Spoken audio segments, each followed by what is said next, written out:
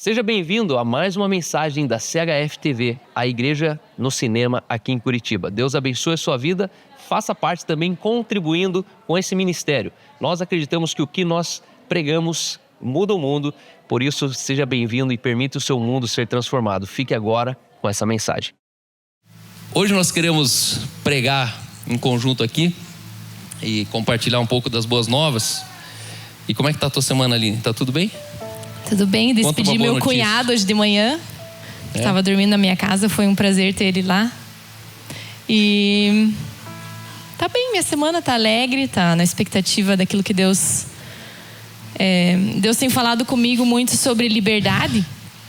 E que no fundo, quando a igreja experimentou a liberdade, ela foi para a libertinagem. E seu texto já diz, né? E às vezes a gente acha que a gente não faz isso, né?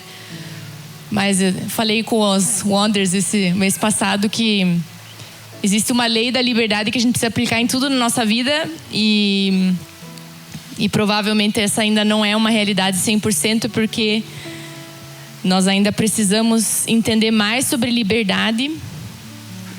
E uma das coisas que eu penso muito é sobre que a igreja ela aprendeu a lutar com os pecados, sempre os mesmos problemas. E aí a gente nunca desenvolveu problemas novos que a gente pudesse dizer assim, nossa, esse é um problema de desafio. Porque a igreja sempre lutou contra alguém que caiu em adultério, alguém que mentiu, Mas a igreja ainda não teve verdadeiros problemas nobres, onde a gente realmente precisa da liberdade de Cristo para vencer esses problemas.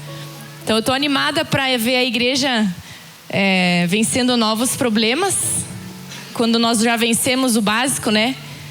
Que é não falar mal dos outros, que é não trair, que é não difamar, que é não ter um coração de ânimo dobre.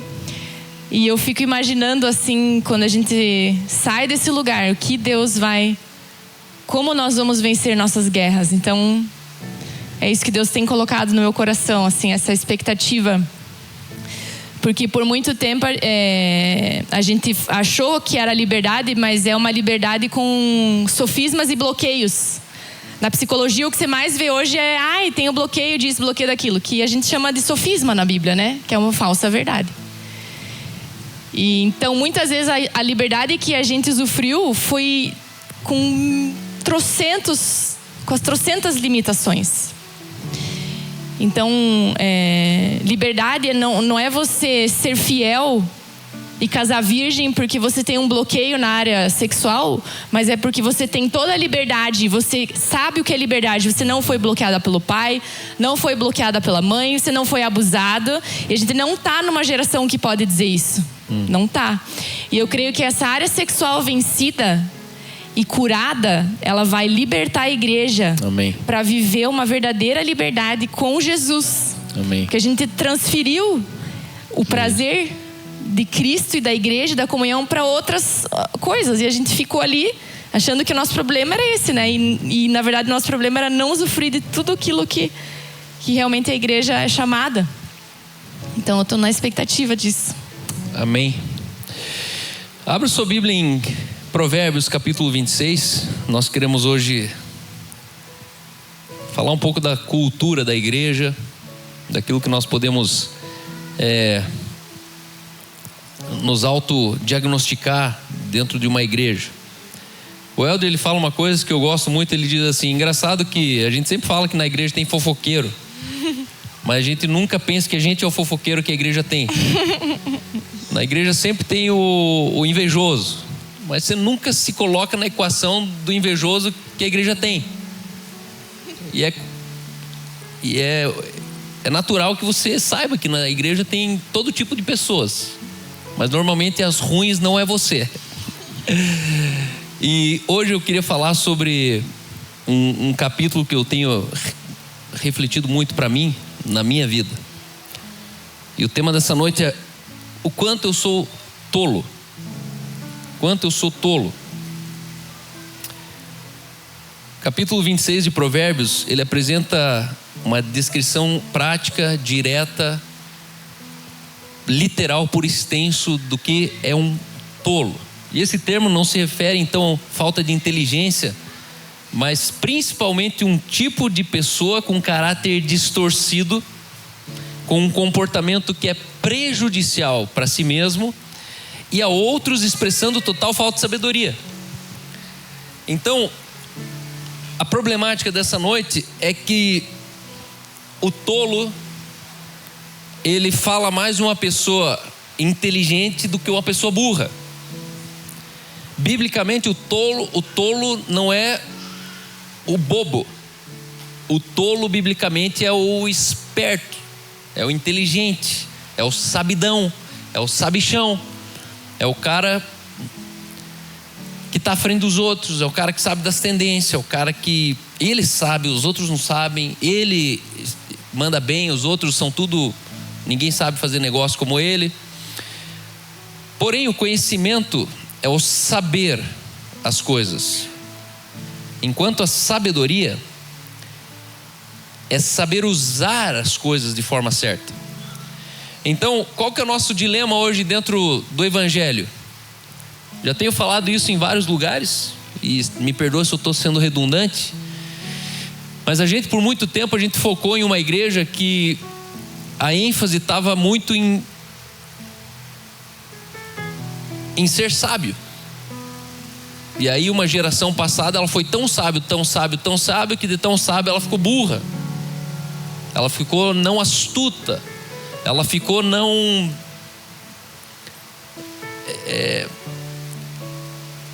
ousada.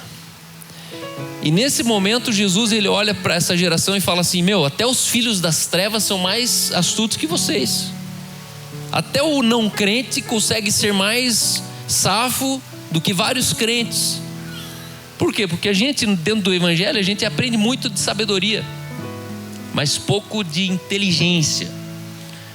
Só que aí quem não vem do Evangelho, ele aprende muito de inteligência. Como ter uma vida bem sucedida, como viajar, como estudar muito, como fazer a pós, como ter a carreira, E aí o excesso de inteligência deixa a pessoa, sem perceber, às vezes tola. E aí é um paradoxo entre a sabedoria e a inteligência, porque a impressão que dá é que você sempre vai ser um dos dois. E eu tenho me desafiado a proporcionalmente conseguir ser os dois. Eu preciso ser inteligente, só que a minha inteligência, ela precisa chegar no limite que é sustentado pela sabedoria.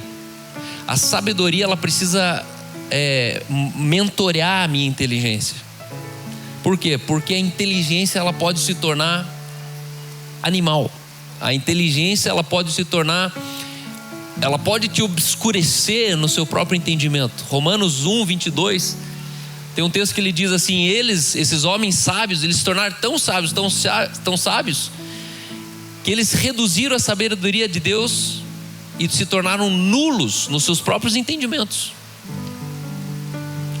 E aí aqui eu percebo que existe o fim de uma sabedoria, ela pode ser muito o fim da inteligência pode ser a ruína.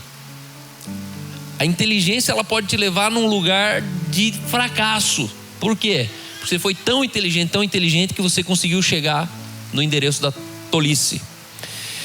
Então, hoje eu quero falar, você pode abrir aí já em Provérbios 26, eu queria que a gente lesse junto, como a gente faz na quinta-feira, porque vale muito a leitura. E vocês preferem com o microfone passando, ou eu e a Aline aqui, cada um lê um versículo? Eu e a Aline, pode ser? Então vamos lá. Provérbios 26, versículo 1 em diante. Você quer começar, meu amor?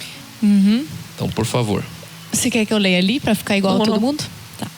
Como a neve no verão e como a chuva na ceifa, como a neve no verão e a chuva na ceifa, assim a honra não convém ao insensato. Como o pardal que alça o voo e a andorinha que atravessa o céu, a maldição imerecida não pousa sobre quem ela é dirigida. O açoite é para o cavalo, o freio para o jumento e a vara para as costas dos insensatos. Não responda aos argumentos insensatos do tolo, para que não se torne tolo como ele. Ao insensato, responde segundo a sua estultícia, para que não seja ele sábio aos seus próprios olhos. Confiar ao tolo a responsabilidade de transmitir uma mensagem é como cortar o próprio pé ou beber um veneno. As pernas do coxo pendem bambas. Assim é o provérbio na boca do insensato. Honrar o tolo é tão insensato quanto amarrar a pedra à tiradeira. Como galho de espinhos na mão do bêbado. Assim é o provérbio na boca dos insensatos. Quem contrata um tolo, ou o primeiro que passa, é como o arqueiro que atira ao acaso. Como o cão que retorna ao seu vômito, assim é o insensato que reitera a sua estultícia. Há mais esperança para o tolo que para aquele que se considera sábio. Diz o preguiçoso: um leão está no caminho, um leão está nas ruas. Como a porta gira nas dobradiças, assim o preguiçoso se revira na cama. O preguiçoso mete a mão no prato e não quer ter o trabalho de o levar à boca. O preguiçoso se considera mais esperto que 7 conselheiros sábios. Quem se mete em questão alheia é como aquele que toma pelas orelhas um cão que passa. O louco que atira com arma mortal causa tanto estrago. Assim é o homem que engana o seu próximo e diz: fiz isso por brincadeira. Sem lenha o fogo apaga, sem intrigas as brigas cessam. Como o carvão é para a brasa e a lenha para o fogo, assim é o homem contencioso para acender rixas. Calúnias são como petiscos saborosos, que descem até o íntimo de quem o ouve. Como vaso de barro coberto de escórias de prata, assim são os lábios amorosos e o coração maligno. As pessoas podem cobrir o ódio com palavras agradáveis, mas isso não passa de engano. Quando te falar suavemente, não te fies nele, porque 7 abominações há no seu coração. Mesmo que escondam o ódio, dissimuladamente a sua maldade será exposta em público. Quem abre uma cova, nela cairá, e a pedra rolará sobre quem a revolve. A língua mentirosa odeia suas vítimas. Assim, palavras bajuladoras causam ruína. Esse texto aqui, ele compara o tolo a uma categoria de insensatez, que inclui, inclusive, a maledicência, a indisposição ao trabalho, que é o preguiçoso. E aí, quando o texto ele fala sobre o tolo, ele fala de um tipo de pessoa que não é uma coisa só, ela é um pacote de coisa. E nosso objetivo nessa noite é a gente curar a nossa igreja, nossa sociedade aqui, da tolice. Por quê? Porque nós somos tolos e não percebemos. Nós somos insensatos por muitas vezes e não assumimos. Nós somos caluniadores e não estamos percebendo. E esse texto aqui falou muito comigo, porque se a gente for honesto hoje, como um espelho, que você se olha nesse texto e você se cura, imediatamente essa igreja está sendo curada hoje. E eu sonho com uma igreja que talvez as pessoas tenham um choque de chegar aqui e ver uma igreja que é prudente, porque o contrário de tolice é prudência. E Jesus, quando ele fala das 5 virgens prudentes e as 5 nécias, eu consigo entender que as 5 virgens prudentes, elas têm mais a ver com o contrário desse texto aqui do que a nécia. E aí a pergunta é: o que é uma virgem nécia que não tem azeite na botija? É exatamente esse texto aqui. Às vezes a gente pensa: não, mas isso aí é gente que está distraído com o mundo, que não é crente e que Jesus está voltando. Só que lembra, quando Jesus ele fala das 10 virgens esperando o noivo, ele se refere a 10 crentes esperando a volta de Cristo. Só que o texto ele diz que tem o crente sábio, prudente, que não dorme, que não se distrai, que não falta azeite na botija, e tem o crente que é imprudente. E hoje você vai entender o que é a falta de azeite na botija. Não é sobre a volta de Cristo, mas é sobre a tua consciência do noivo aqui e agora. A nossa capacidade de manter uma sanidade mental, aonde você consegue viver uma vida de sabedoria, de prudência, de inteligência, que tem relação direta com a consciência da volta de Cristo. Calma, mas por que é para eu ser sábio então hoje? Porque a sabedoria é a tua capacidade de interpretar a volta de Cristo, interpretar os movimentos do céu na terra, interpretar o que Deus está fazendo na nossa época aqui nesse mundo. E hoje nós vamos abordar aqui 6 marcas de um tolo. 6 características em comum em um tolo. Ele começa dizendo: assim como a honra é imprópria para o... Assim como a neve ela é imprópria para o verão, assim não cabe uma honra para um tolo. Conduza o cavalo com o chicote, o jumento com o freio, e conduza o tolo com a vara. E esses dias em cima desse texto eu postei: existem algumas pessoas que precisam ser lideradas com a vara. E às vezes a gente tenta ser um bom pastor. Não vamos meter o chicote nele. Não, mas o crente imprudente, o tolo, ele precisa de chicote. Só que não é um chicote de tirania. É um chicote à medida da linguagem dele. É a maneira como ele entende o que está dizendo. E eu queria que a Aline começasse compartilhando. Nós vamos falar sobre 6 marcas de um tolo. E eu queria que você se perguntasse hoje: quão tolo eu sou nessa noite? A escala de tolo. Pergunte para a pessoa do seu lado. Quão tolo eu sou? Então vamos lá. Ai. Número 1. Ai. Tá aí? Que? Você quer que eu abra? Tá lá, não sei, você não me falou nada. As notas. Número 1, o tolo. O tolo, número 1, não aprende com os próprios erros. Provérbios 26:11 compara o tolo a um cachorro que volta ao vômito. Na prática, isso descreve alguém que repete os mesmos erros, mesmo depois de sofrer as consequências. Essa pessoa não muda de comportamento, mesmo diante de conselhos claros, e vive presa em ciclos negativos. Uma das frases que me libertou assim desse entendimento, estava conversando inclusive com a Ana do Felipe, voltando lá do evento ontem, ou indo para o evento ontem que a gente tinha, quando a psicóloga me disse assim que quando você repete um comportamento que é ruim para você é porque existe algum benefício nele, né? A gente estava conversando sobre algumas questões nesse sentido. E aí a gente não quer se responsabilizar pela nossa tolice, se é que eu posso dizer assim, porque eu tenho benefício. Então, no fundo, um cachorro que volta ao vômito, algum benefício ele tem, mesmo que é a coisa mais nojenta e tipo assim, jamais faria isso, né? Mas o cachorro, ele volta ao próprio vômito, ou seja, ele já comeu, já digeriu, daí ele gospe e volta a comer de novo. Não faz sentido, né? Tipo assim.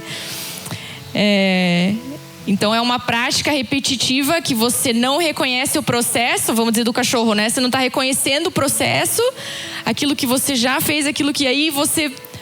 É como que se você não tivesse o processo na nossa vida, não valesse nada.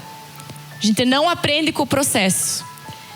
A gente quer o fim das coisas. Eu quero comer, e não importa o que eu vou comer. Se eu vou comer porcaria, se eu vou comer aquilo que já entrou e saiu. Então, por que nós voltamos às mesmas coisas? Qual é o benefício que eu estou tendo por trás da tolice? Por que continuar sendo tolo e não aprender com aquilo que eu deveria aprender Que benefício eu tenho nisso? Né? Algum benefício eu estou tendo. E aí cabe a nós analisar isso, porque nós não somos vítimas, né? Deus nos colocou acima das circunstâncias. E eu gostei do que o Carl falou. Na quinta-feira eu estava com uma questão, uma dúvida há algum tempo já no meu coração. Como tem pessoas que recebem algo e tem um comportamento, e pessoas que recebem o mesmo algo e tem outro comportamento. Por exemplo, recebi um carro e tem pessoas que têm... são dois comportamentos. Ou você coloca o carro em cima da cabeça, ou você coloca o carro embaixo do pé. E você vê isso nitidamente em tudo que as pessoas ganham e fazem, começaram a namorar. Tem pessoas que colocam o namoro em cima da cabeça, ou seja, agora tudo é um namoro. Você olha para ela, é um namoro, agora minha vida é um namoro, agora é um namoro, namoro, namoro. E elas não estão governando em cima do namoro. Elas colocaram o namoro como um prêmio, como uma recompensa. E quando emagrece, então? Quando emagrece é só emagrecer, quando ganha alguma coisa é só aquilo. E eu queria entender isso, porque para mim eu não estava conseguindo, eu estava começando a classificar isso como idolatria. Tipo, isso é idolatria? Quando eu faço isso, isso é idolatria. O que é? E no fundo é quando a gente valoriza tanto algo que quando esse algo vem, ele ofusca o que é mais importante, que é você em toda essa questão, né? Então valorizar, entender os processos, entender... que inclusive as coisas que a gente precisa aprender nos processos são menores do que quem a gente é em Cristo. E a gente se choca com as nossas situações tolas, e ao invés de abraçar e encarar elas, porque a gente acha que a gente vai ter a tolice na cabeça, ter o resultado de vida ruim, ter não emagrecer a vida inteira. Como se as pessoas olhassem para você e só vissem que você é gordo. Porque daí na hora que você emagrece, você só fala sobre que você está magro. Então é a identidade deslocada, é o teu valor no meio do processo. Que eu acho que isso faz com que a gente tenha segurança de passar pelos erros, falar sobre os erros. É interessante que ele está dizendo aqui que o tolo, ele não aprende com os seus erros. E aí o não tolo, então significa que ele aprende com os seus erros. E o sábio? Aprende com o erro dos outros. Sempre com o erro dos outros. Então, para você ser tolo, você tem que ser muito burro. É a última instância, assim. Tipo assim, você podia ter aprendido com o erro de alguém, teus pais, por exemplo. Erro de um ex-namorado, erro de um amigo próximo. Aí não, você vai lá e erra. Aí não bastasse você errar, você erra de novo, você recicla o erro. Você recicla esse ciclo de fracasso. Só que ele está dizendo por quê? Por que o insensato tolo faz isso? Provérbios 1:7 diz: o tolo despreza a sabedoria e a instrução. Por isso. Esse texto não está dizendo que ele resiste à sabedoria, que é diferente. Você resiste a uma coisa que você está rejeitando. Eu não quero a sabedoria. Só que o texto está dizendo, ele despreza. Conhece alguém assim? Ai, tá bom, que então não pode sentar no colo do namorado. Não pode sentar no colo do namorado. Ai. Conhece gente assim? Você despreza a sabedoria. Se fosse lei, você calava a boca e obedecia. Mas se você falar em tom de sabedoria, você despreza. Ai, tá bom, que não pode falar palavrão. E a gente precisa entender que a sabedoria, ela é o fundamento. Ela é o fundamento de uma vida prudente. Não tem como. E aí você tem que ter mais temor da maneira como você despreza uma instrução. Por quê? Porque desprezar uma instrução é você permanecer no seu erro. Você cai de novo num ciclo vicioso de um relacionamento, de uma crise financeira. Você cai de novo em uma crise emocional. Por quê? Porque você desprezou sabedoria. desprezou a instrução. Guarda uma coisa, o tolo sempre pensa que sabe tudo. Sempre pensa que sabe. Eu sei. Então esse é teu problema. O teu problema é que você sabe. Só que se você sabe e continua tolo, você devia ser mais honesto. Devia começar a pensar que você não sabe. Não sei. Me ensina. Estou no 5º namoro já aqui, me ensina. Como é que faz? Que eu começo isso, tal, de repente eu não consigo mais. Aí começo um novo emprego, não consigo mais. É que a gente tem que inserir a sabedoria nos pequenos processos daquilo que você já sabe que é sabedoria. Então às vezes você aprendeu algo, só que o resultado da sabedoria que você aplicou na sua vida, ela estava baseada no resultado da sabedoria de alguém. E no fundo a sabedoria são os pequenos mini processos que você está passando. Vamos dar um exemplo. Não fui diagnosticada, mas eu tive um processo depressivo depois que minha sobrinha faleceu. E eu sei o caminho que meu cérebro fez para chegar nesse lugar. E eu identifiquei esse caminho. Então quando eu começo, é como uma estrada. Se começou a pegar a estrada dessa linha, você já sabe, opa, aqui eu já caí uma vez, né? Então, por exemplo, você começa a dizer, eu tô cansada, tu começa a dizer coisas para você. Você já fala, não, você não tá cansada. Tá, isso, você começa a dizer a realidade para você. Então, os caminhos, a gente tem que entender os microprocessos dentro da sabedoria. E não focar no resultado da sabedoria. Porque a sabedoria, ela no fundo, o que chama a atenção da sabedoria é o fruto dela. Uau, olha, essa pessoa é sábia. Ela sabe fazer negócios. Ela é bem sucedida. Só que o desfrute da sabedoria é no processo daquilo que está acontecendo, né? Isso é importante você saber, porque isso vai fazer você economizar saliva com bastante gente que vai sentar na tua casa. Isso precisa ser um radar teu dentro da tua home church. Existem algumas pessoas que elas vão te esgotar. E aí você desacredita em igreja, em ministério, por causa de um tolo. E aí você não acode um sábio no dia difícil, porque você está cansei do tolo. E o objetivo dessa noite, na verdade, é a gente erradicar o tolo do nosso meio, começando por você. Oh, não. Começando pelo Cal. Ninguém consegue eliminar o Cal daqui, se não for eu. Hoje, falar, Cal, você vai ser menos tolo. E olha que interessante, lá em 2 Pedro 2,20 diz assim, portanto, aqueles que chegaram a conhecer o nosso Senhor e Salvador Jesus Cristo e que escaparam das imoralidades do mundo, mas depois, olha isso aqui, mas depois foram agarradas e dominadas por ela, ficam no fim em pior situação do que no começo. Pois teria sido melhor, muito melhor, que nunca tivessem conhecido o caminho certo, do que depois que o conhecessem, voltassem atrás e se afastarem do mandamento que receberam. O que aconteceu a essa pessoa prova que são verdadeiros esses ditados: o cachorro volta ao seu próprio vômito e a porca lavada volta a rolar na lama. 2 Pedro 2:20 a 22. Então Pedro ele está citando lá o Salomão de novo. E aí note, ele está dizendo assim que o cão no vômito não é o ímpio na sua depravação, mas é o justo, o santo, o sagrado na sua recaída. E aí o texto está dizendo era melhor ele nunca ter se convertido, do que uma vez que ele se converte, de repente ele chega uma hora e ridiculariza tudo aquilo ali, se sente todo enganado, entra numa negação e fala assim: isso aí nem é verdade, eu estava viajando. Número 2, o tolo.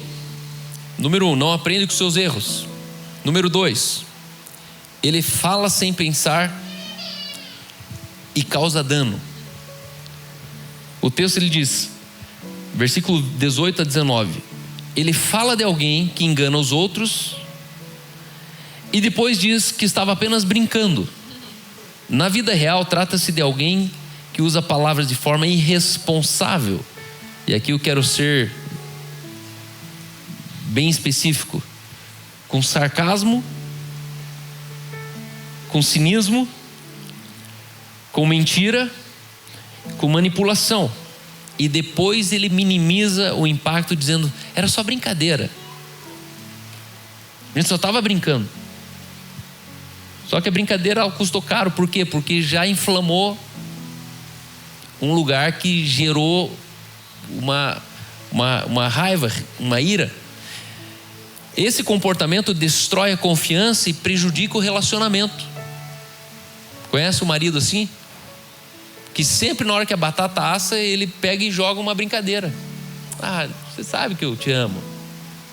Só que ali já está metade do coração, já fechou. Isso é uma das coisas aqui que a gente realmente precisa se atentar um pouco mais. O quanto uma brincadeira, ela deveria ser bem colocada no lugar que cabe. E a gente ter temor nas palavras, porque ela causa dano. E o dano aqui é a confiança que é quebrada. O dano, eu como pastor, assim, eu posso falar com 20 pessoas aqui dentro da igreja, que maldito o dia que eu falei aquela palavra para você. E você enroscou naquela palavra. Vários de vocês. Enroscou. E aí depois eu pensava e falava: mas por que eu falei isso para ela? Não precisava ter falado. Só que a gente fica na nossa razão. Não, mas é verdade.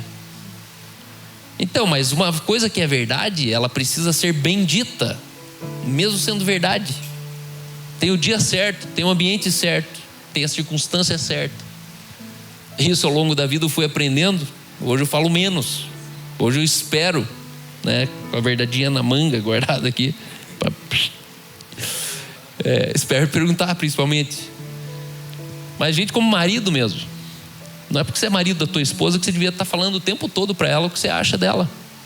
Porque isso vai destruindo, vai desconstruindo. Isso vai perdendo a admiração, vai perdendo o entusiasmo, vai perdendo o amistoso das coisas. Um filtro bom é porque que essa forma de falar não é tão forte dentro da gente quanto o amor, tipo, porque o sarcasmo, o cinismo é tipo um negócio, tipo um arroto, né? Tipo, ele volta, tipo assim, você falou, não é uma coisa meditada, pensada, né? E eu sempre penso assim: será que esse arroto não deveria vir em forma de amor pela pessoa? Então, se eu tenho esse ímpeto de amar, então eu tenho um ímpeto de falar a verdade também em amor. Então essa é a autoridade que você tem sobre alguém, né? Porque se você olha alguém sempre quer corrigir, tem alguma coisa errada. Tipo assim, você não foi chamado para ser polícia na vida da pessoa, né?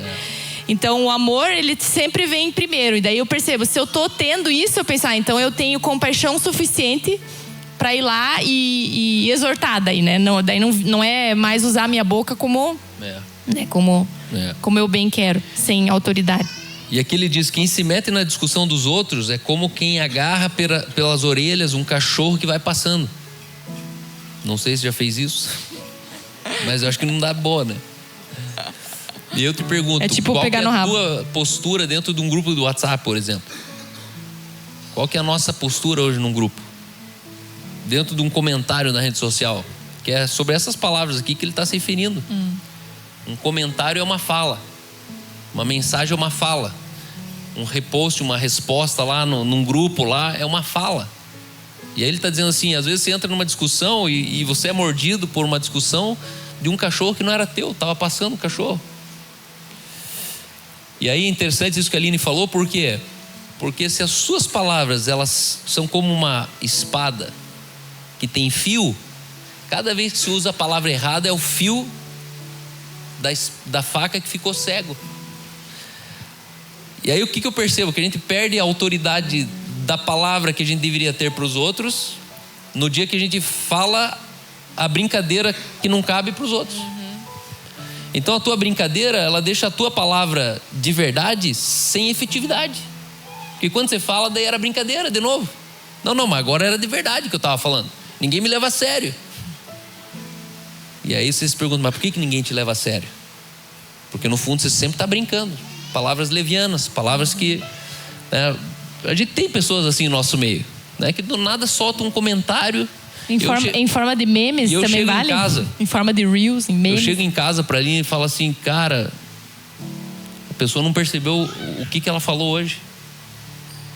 Só que é tão grave que a pessoa não tá nem aí com isso.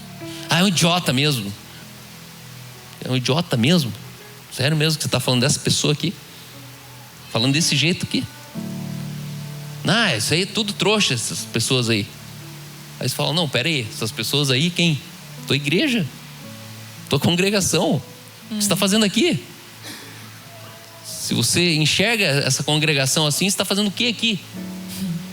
E aí eu percebo que às vezes a gente entra num lugar onde a palavra ela é tão forte que quem está falando não está percebendo quão agressivo está sendo a octanagem das palavras. Que não é uma palavra de violência, mas é uma palavra de octanagem, de morte mesmo. Ela não fere, mas ela mata.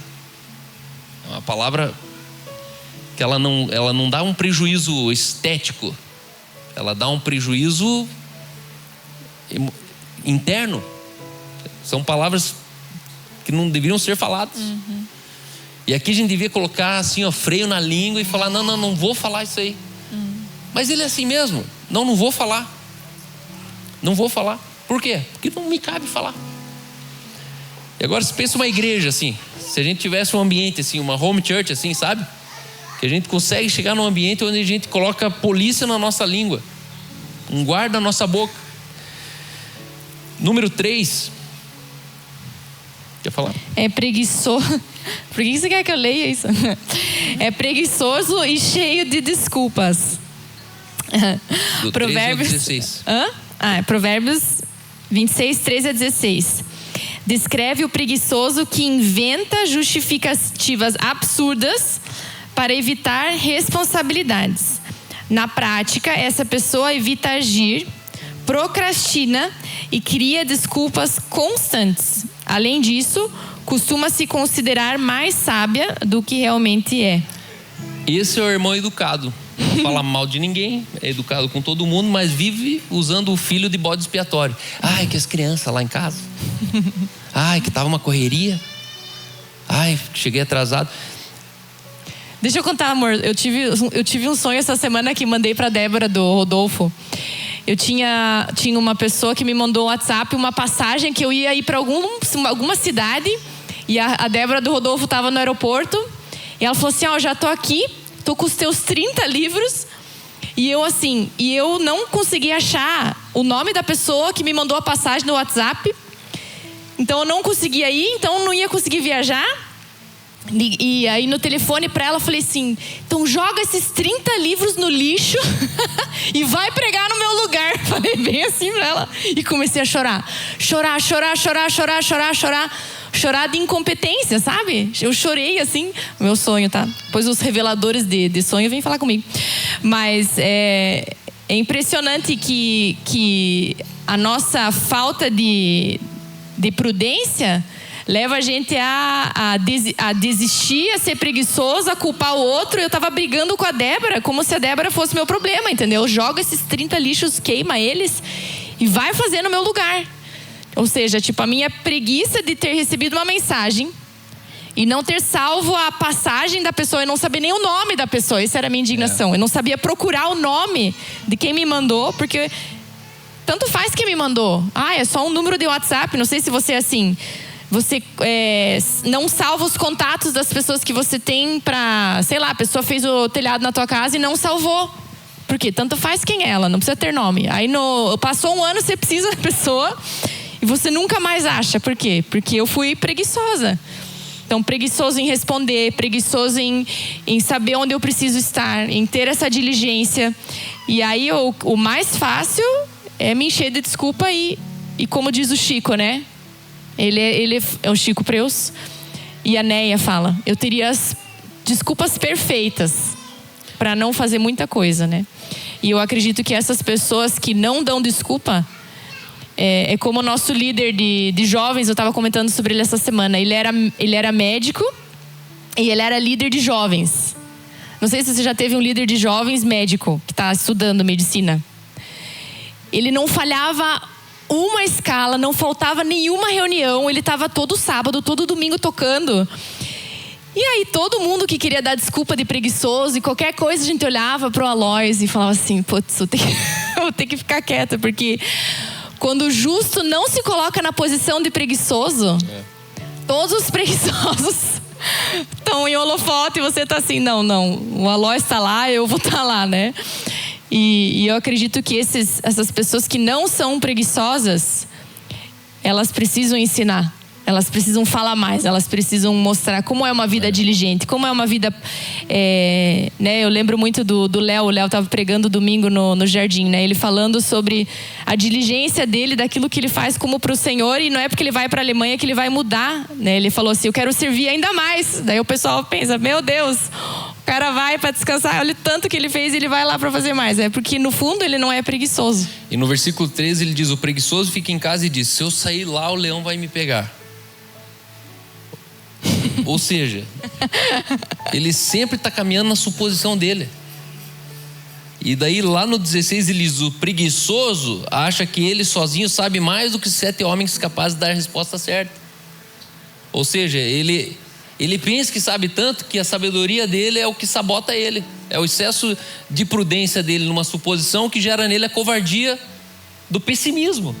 Não, eu não vou sair lá fora que deve ter um leão, vai me comer. Eu gosto desse, né? Salomão, ele era um viajão, né, cara? Porque ilustra isso aqui. Que leão, cara. Não, melhor não ir.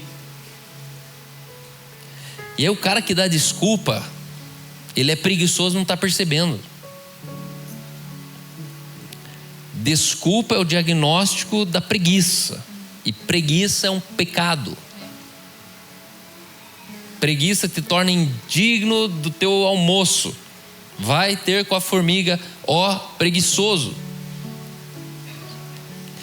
E aí é horrível, porque quando você tem um parceiro preguiçoso, você vai até onde com ele? Não vai. Um exército cheio de preguiçosos não vence. Um time cheio de preguiçosos não ganha. Uma igreja cheia de preguiçosos não avança. E a limitação que a gente coloca muitas vezes em quem a gente é, normalmente é a nossa preguiça, né? Então, eu não sou tão bom. Não, eu sou preguiçoso. Tipo, tem um leão lá fora. Esses dias eu tava pensando que o Cal, enfim, o Cal tem as coisas dele e eu com 4, eu sempre ia com os bebê conforto, com os carrinhos. Eu nunca dependi do Cal pra carregar um bebê conforto. Nem dava também. Porque não dava isso. Só que daí eu pensei, nossa, tipo assim... Mania de ficar mandando. De quem que eu aprendi? Daí eu fui na minha memória e lembro de eu chegando na casa da irmã do Cal na Alemanha, a Tabea, viúva com 4 filhos. E eu lembro dela pegando e dirigindo e eu indo junto, eu ia tipo assim, e ela mandando brasa assim, ó. E aí eu acho que eu cheguei lá e entendi algo. Na verdade foi isso. Então, se os nossos padrões e referências... Se os nossos padrões e referências são pessoas preguiçosas... Geralmente você vai sentir uma pessoa muito limitada e vai dizer, nossa, tipo assim, meu pai não conseguia. E no fundo a gente tem que identificar as nossas referências e dizer, não, aqui era preguiça. Não era que ele era limitado. Ele não queria fazer, não queria acordar cedo, não queria... E aí a gente para de viver essas desculpas, né? E aí a gente confunde o eu não consigo com o eu não quero. O preguiçoso não quer. É isso aí. Não vou lá fora porque tem um leão lá. Ele fala que o preguiçoso ele é como uma porta com a dobradiça que se revira na sua cama. Ou seja, ele cansa até de ficar deitado. De um lado para o outro, do outro lado. E aí a minha pergunta é, até onde que a gente vai com esse cara aqui na igreja? A gente faz o que com ele? Devolve. Lá para o pai e para a mãe, devolve para a esposa, fala, é muito preguiçoso. Porque uma coisa é você ser incompetente. E aí na incompetência a gente ajuda.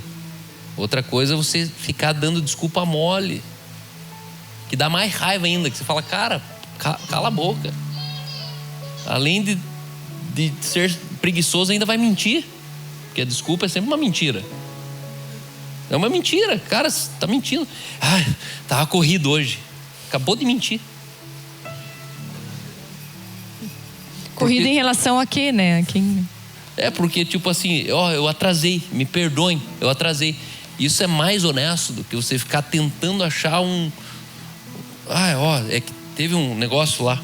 Tá, mas ninguém perguntou. Só fala, atrasei, não consegui entregar a tempo. Então, imprudência, falta de sabedoria se reflete na sua suposição do pessimismo, da procrastinação e da tua falta de expectativa de vamos lá. Eu tenho trabalhado isso muito no Marvels. O quanto que o homem na casa, se ele for esse cara aqui, a casa inteira está frita. Porque não tem como. Não tem filho entusiasmado onde o pai é um lesado, é um morto. Não tem uma mulher dinâmica e entusiasmada onde o pai é um corpo morto. É um defunto em casa.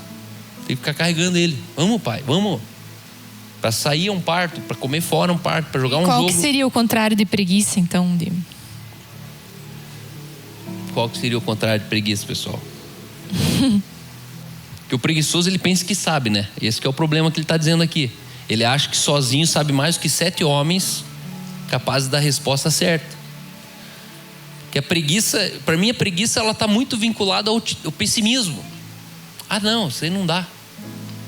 A pessoa está lesada na preguiça, só que ela transforma isso numa sabedoria. Não, isso aí não dá. Acho que é muito longe. Acho que é muito caro para o pessoal. Acho que é... E no final você fala, cara, para de ser preguiçoso, cara. Você está projetando a sua preguiça num contexto. Tem algum preguiçoso aí? A gente deve se reconhecer, né? Número 4. É para eu falar? Temos 10 minutos ainda. É arrogante e não aceita correção. Provérbios 26:12 diz: afirma que há mais esperança para um tolo do que para alguém que se acha sábio. Isso descreve uma pessoa que não aceita conselhos, acredita que está sempre certa e rejeita qualquer forma de correção. O orgulho é o principal obstáculo aqui. O orgulho a gente já falou bastante aqui na igreja, né? O orgulho é suicídio emocional, que dali para frente é só ladeira abaixo, né? Mas arrogância é superioridade, é o teu pensamento subconsciente sempre achando assim, não, eles não sabem, eu que sei, eles não entendem, eu que entendo. Número 5, o tolo, ele alimenta conflitos. Compara o fofoqueiro a um combustível que mantém o fogo aceso. Na prática, trata de pessoas que espalham intrigas, promovendo discussões, e esse aqui gosta de ver conflitos se intensificarem. Então a presença desse tolo aqui, ele dificulta a paz e a harmonia, ele é contrário a um pacificador. No versículo 20 e 21, olha que interessante que ele diz: sem lenha o fogo se apaga, sem mexericos a briga se acaba. E aqui a gente devia se exortar um pouquinho mais numa discussão, quando a gente manda a parte boa ficar quieta. Já percebeu que numa briga a parte boa, que é a lenha que ele está falando, é a parte boa? Porque o tolo ele não discute sozinho, porque sozinho não tem como discutir, ele precisa sempre da resistência. E quem que é resistência? É a mulher bem intencionada, é o cunhado bem intencionado, é o filho, o irmão ali bem intencionado. E aqui várias vezes, dentro de casa, a gente tem que olhar para a parte boa e falar, quieto. Só que a gente quer falar para a parte ruim e ficar quieto. Só que no fundo é a parte boa que devia, cara, deixa, não tem como. Tipo assim, a tua réplica, ela não corrige o tolo. E aí esse texto ele está dizendo que no fundo a réplica do sábio contra um tolo é a própria lenha para alimentar o diálogo de um tolo que não merece. Como as brasas acendem o carvão e o fogo acende a lenha, assim o briguento provoca conflito. E aqui a gente tem que começar a entender que a arma contra um tolo é o silêncio. Alguém precisa te lembrar assim, Sabe quando você está cheio de argumento? Não, vamos falar para... Calma. Por quê? É tolo. Só que no fundo a gente quer fazer o tolo calar. E no fundo, fazer o tolo calar com o teu argumento é colocar mais uma lenha pro tolo. E aí eu tô entendendo que esse texto aqui, ele começou já no início, falando assim, ó. Você falar com o tolo, coloca ele na prateleira do sábio que você é. Você leva ele quando você fala com o tolo. Então não fale com o tolo. Não argumente com o tolo. E aí eu estou me referindo à prática da igreja aqui. Como que a gente faz isso lá na Home Church? Como que a gente faz isso aqui dentro do diaconato? Eu acho que uma das coisas é quando alguém traz uma questão, por exemplo, uma questão negativa, né? E aí a fofoca é alguém outro alimentar. Por exemplo, o Cal traz um problema. Eu tô tendo... Vamos dizer, estou tendo dificuldade com essas pessoas aqui porque eu percebo muita inveja. E o conselho sábio não é você falar assim, eu também. Nossa, olha, eu também entrei aqui. Nossa, vi ali, nossa, estão se comparando.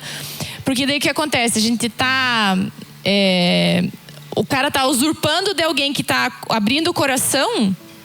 para dizer que ele só está abrindo o coração porque o outro falou. E isso é fofoca. Você se aproveita da situação para você não precisar dizer que você é responsável porque você está se sentindo assim. E daí o que eu vejo assim, você falou do Home Church, né?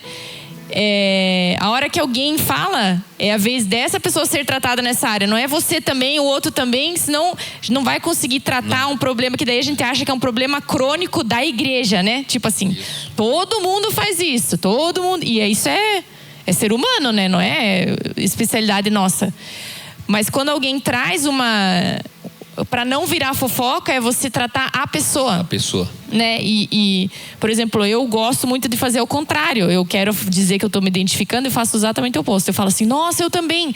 Eu quero ser, dizer assim, olha, não é só você. Só que a minha empatia não funciona, não é assim que funciona. Não é assim. Você desce ali isso. E trazer ela e pra daí cima. Eu estou diminuindo o que a pessoa está falando, né? Isso. Eu estou diminuindo que é ela que tá. Ela decidiu falar sobre esse assunto, né? Igual quando eu e o Cal, a gente briga, tá discutindo, né? Daí eu dou eu falo um posicionamento, daí ele se aproveita e começa. Eu falei, não, eu que comecei a discussão, agora o foco sou eu. Que senão vai pra ele de novo, né? Eu tô falando, vamos discutir sobre o que eu que comecei, eu que abri essa pasta, né? Os advogados aí, eu que abri essa pasta, agora eu que entro nesse...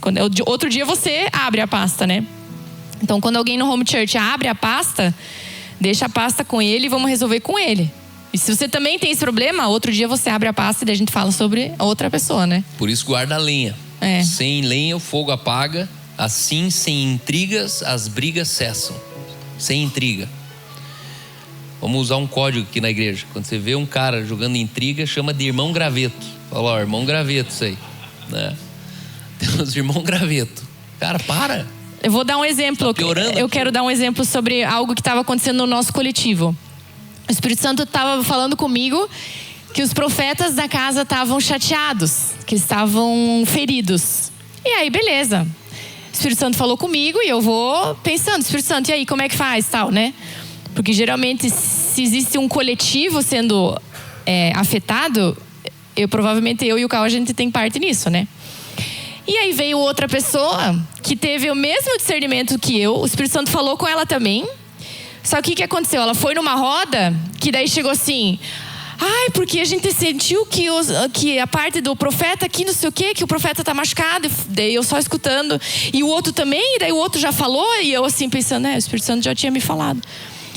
Só que eu não tava só pensando, né? E aí ela me trouxe já, a questão cresceu, assim, né? Vamos dizer, foi numa roda onde a questão cresceu. E ela olhou pra mim e daí eu falei assim... Puxa, o Espírito Santo tinha me falado mesmo. Daí ela olhou assim pra mim... E o que você fez com isso? Eu falei, tô perguntando pro Espírito Santo. E daí tomei, né, depois que eu conversei com ela, daí tomei uma atitude aqui, uma ali. Porque no fundo a gente não deixa o Espírito Santo continuar falando. Você teve um discernimento, aí você já põe fogo no parquinho. Eu tive um discernimento, o Cal, sonhei que o Cal tinha ido lá não sei aonde e tinha uma mulher lá. E aí, em vez da pessoa continuar discernindo, Espírito Santo, o que você quer que eu ore pelo Cal, que eu vi ele na China? Ela, não, a pessoa já vai e já vai pondo na roda a oração, e não, eu vi o Cal lá e eu sonhei. E aí, entende? E no fundo a gente não pode se desesperar com aquilo que o Espírito Santo tá cuidando. É para construir, não para destruir. Né? É para construir. Daí depois que a pessoa olhou para mim e pensou assim, nossa, a Aline também, o Espírito Santo também falou com ela, então tá tudo bem, né? E daí a pessoa foi se alinhando, foi ficando feliz e não se sentiu, como é que eu posso dizer, nem desprezada, né? Mas ao mesmo tempo ela pensou, nossa, não preciso me desesperar quando existe um problema crônico, né? Vamos dizer assim, ai, tá todo mundo desanimado. Vamos dizer, ai, tá... Espírito Santo, por que tá desanimado? Né? Como é que a gente faz? Como é que não entrar em desespero, né? Calúnias são como petiscos saborosos que descem até o íntimo de quem a ouve. Cuidado quando o potinho chega em você. Você fala, não fala assim. Porque o problema da calúnia não é que é ruim quem está falando, é gostoso para quem está ouvindo. Que a gente gosta, tipo, isso aí mesmo. Também já vi isso aí. E teu íntimo está se alimentando da calúnia. Então, na verdade, a gente tinha que ser um pouquinho mais assim, tipo, fala assim. Por quê? Não, porque você devia estar falando para a pessoa, não para nós. Você não está falando preocupado? Se você é preocupado, fala com quem cabe falar. E por último, então vamos lá. Número 1, não aprende com os erros próprios. Segundo, fala sem pensar e causa dano. Terceiro, é preguiçoso, cheio de desculpa. Quarto, é arrogante e não aceita correção. 5, alimenta conflitos. E 6, age com falsidade e intenção ocultas. Aqui vocês vão ver bastante irmã da igreja. Irmão também. Descreve alguém que fala de maneira sempre agradável, mas esconde sentimentos negativos. São pessoas que podem parecer amigáveis, mas têm intenções manipuladoras. Não são transparentes e podem facilmente trair a confiança dos outros. Versículo 23 até o 26, ele diz aqui: palavras suaves podem esconder um coração perverso. E aí é feio, porque na igreja a gente vê escancarado isso aí. Lisonjas, baba-ovos, que exageram um pouco no tom que fica até ridículo, fica feio. Só que o problema é que esse texto está dizendo que essas palavras suaves, elas escondem um coração perverso. Tem algo maquinado ali, tem alguma intenção velada ali que não é de inocência. São como camada de esmalte sobre um vaso de barro.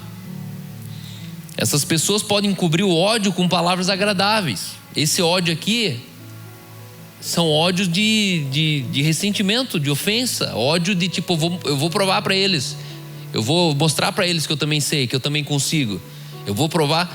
Eu lembro uma vez um amigo nosso, ele era muito querido aqui na igreja. E a gente ia e tal, e ele sempre enroscado comigo, um pastor aqui da igreja. Um dia a gente voltou de uma conferência lá da Austrália. Ele parou dentro do metrô, olhou para mim e falou assim: cara, eu já vim até na conferência aqui na Austrália com você e você ainda não é meu amigo. Eu falei: como assim, cara? Não, cara, meu objetivo é ser teu melhor amigo. E aí, tipo, ali ele desconstruiu tudo que ele fez. Por quê? Porque eu percebi isso aqui nele. Era um coração perverso tentando me manipular para um lugar na vida dele que ia trazer benefício social com ele e com os outros. Só com uma bobagem, porque eu percebia que era exagerado a cordialidade dele. Era muito exagerado. Ele, ainda que parece amável, ainda que essas palavras parecem amáveis, não acredite nelas. Seu coração está cheio de maldade. Então, você como pastor numa home, avalie sempre as palavras de lisonjas, as intenções do coração, dos atributos que vão trazer para você. Cara, como você é dinâmico, como você é brilhante. Porque às vezes é esse exagero de elogios que tem um coração perverso ali manipulando as coisas dentro de um núcleo, dentro de um backstage. E a gente gosta, né? Porque quem que não gosta de ser reconhecido, ovacionado, afirmado? Então, em resumo, o tolo de Provérbios 26 é alguém que repete erros, rejeita a correção, evita a responsabilidade, usa maus palavras, promove conflitos e age com falsidade.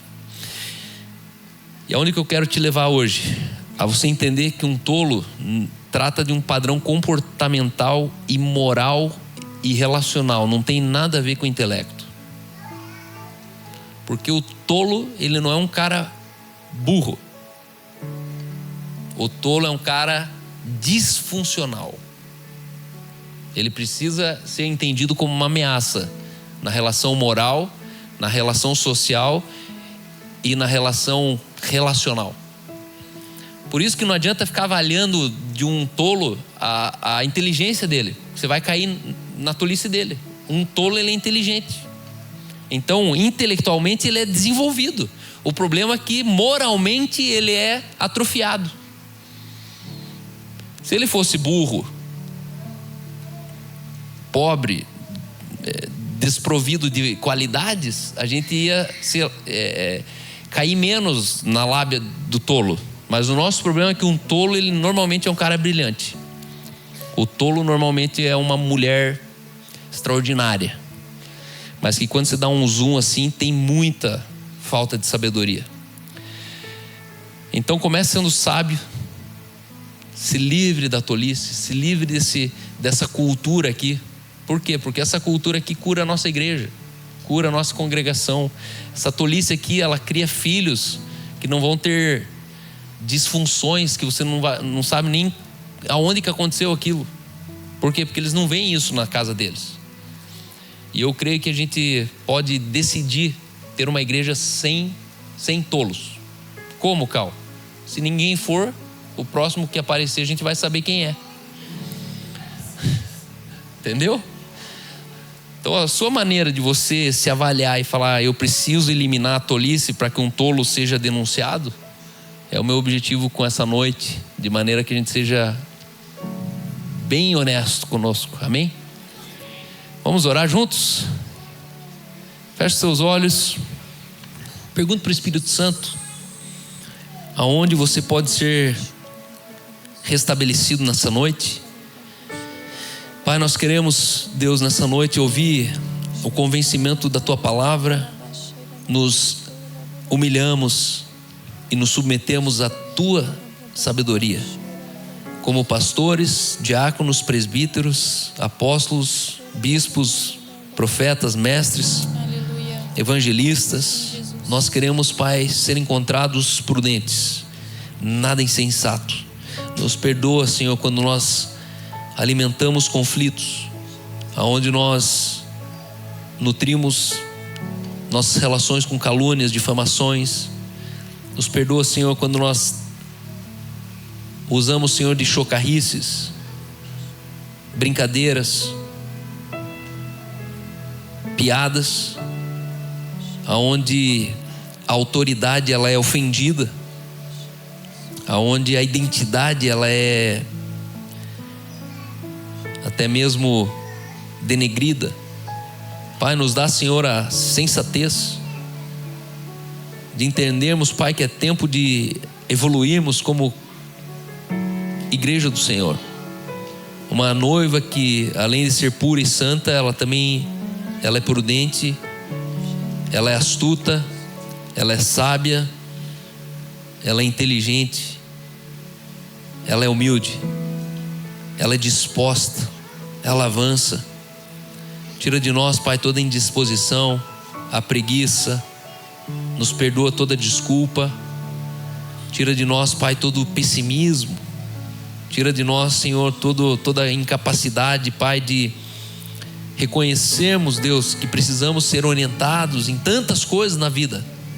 Não temos a obrigação de saber tudo, temos o privilégio de crescer em tudo. Por isso, naquilo que nós não evoluímos, não crescemos ainda, o Espírito Santo nos conduz. Eleva o padrão moral da nossa congregação. Eleva, Senhor, as nossas relações a lugares de confiança que nós nunca experimentamos antes. Quando eu era menino, eu fazia as coisas de menino, eu falava e sentia as coisas de menino. Mas quando me tornei maduro, eu abandonei para trás as coisas de menino. E Pai, começar por mim nessa igreja. Nós queremos declarar, Pai, que hoje nós abandonamos e deixamos para trás as coisas de menino. E nós queremos, Pai, a confiança de filhos maduros, com o céu correspondendo com homens e mulheres que sabem o que estão dizendo e para onde estão indo. O Senhor nos confia, Senhor, centenas e centenas de pessoas. São dezenas de famílias aqui representadas. Nossos pastores estão sentados aqui nessa noite. E Pai, eu oro para que esses pastores sejam inspiradores, homens e mulheres cheios de sabedoria, que caminham em uma vida, Senhor, celebrando ao Senhor da vida, vivendo de maneira sobremodo mais excelente, embora com todas as devidas circunstâncias e desafios que todos os dias, todos nós temos que superar. Eu oro especificamente por pessoas aqui que ainda são reféns dos seus sentidos, dos seus sentimentos, que todos os dias eles não se reconhecem naquilo que estão sentindo. Eu sinto que existem pessoas que hoje levantaram e não venceram um sentimento negativo pela manhã. E talvez você está terminando o dia hoje sem perceber por que você estava se sentindo tão angustiado. Eu quero declarar que é um tempo chegado onde você vai se orientar mais pelo que você sabe do que por qualquer coisa que você esteja sentindo.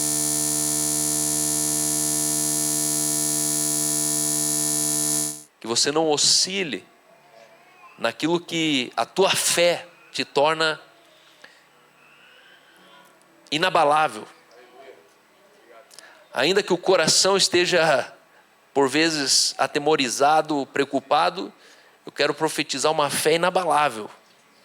Você não é mais refém de nada que você sente, porque aquilo que você crê está acima daquilo que o seu coração está sentindo. Muitos de nós estão em contextos que sentem a própria circunstância, mas eu quero sempre te lembrar que a verdade que prevalece está acima da sua circunstância. Em nome de Jesus. Amém. Amém? Alguém gostaria de fazer um comentário ainda?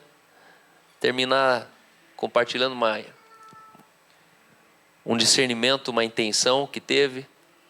Uma impressão, desculpa. Alguém? Lá atrás? Mais alguém? Quem mais? Nós estamos terminando já. Quero agradecer a presença de todos nesse dia chuvoso. Você venceu. É desafiador mesmo. Taylor olhou para fora hoje e falou assim: que vontade de ficar em casa hoje. Falei: negativo, rapaz, você vai treinar e vamos embora. Porque às 6 da manhã eu olhei e falei: que vontade de ficar em casa. E eu comecei vencendo, porque eu não queria de jeito nenhum ir hoje de manhã. E a gente está aqui vencendo. Pois não, Ivan? E a gente, como comunidade, como que a gente faz para salvar um tolo? Porque aqui mesmo nessa comunidade a gente aprendeu a amar até os tolos. Um tolo se administra. Eu acredito que ele precisa ser, em última instância, extinguido do nosso meio. Porque lembra que o tolo não é o não crente, tá? O não crente é mais fácil de você já... O tolo é justamente o irmão que, se dizendo irmão, ele volta ao próprio vômito, ele usa aqui da moeda social que a gente tem para se beneficiar disso. Eu sempre administro. O que é administrar? Eu isolo ele de alguns ambientes. Eu não deixo ele... Eu não comunico ele de alguns ambientes que ele não cabe. Você não merece esse lugar aqui. Essa noite não vou chamar você. Por quê? Porque é tolo. Então o tolo ele precisa ter um limite. Na confiança, na relação e dentro da tua casa. Não coloque ele muito próximo da tua casa, porque no final você vai terminar sendo roubado por ele. Ou emocionalmente, espiritualmente, moralmente. financeiramente, o tolo ele é ligeiro. Ele não é burro. Esse é o problema. Ok? Mais alguém? Pode falar à vontade. Nosso culto está terminado. Giba, como é que foi aquele lance lá? Outro dia? Podemos fazer outro dia. Tá bom? Faltou alguns. Beleza. Mais alguém?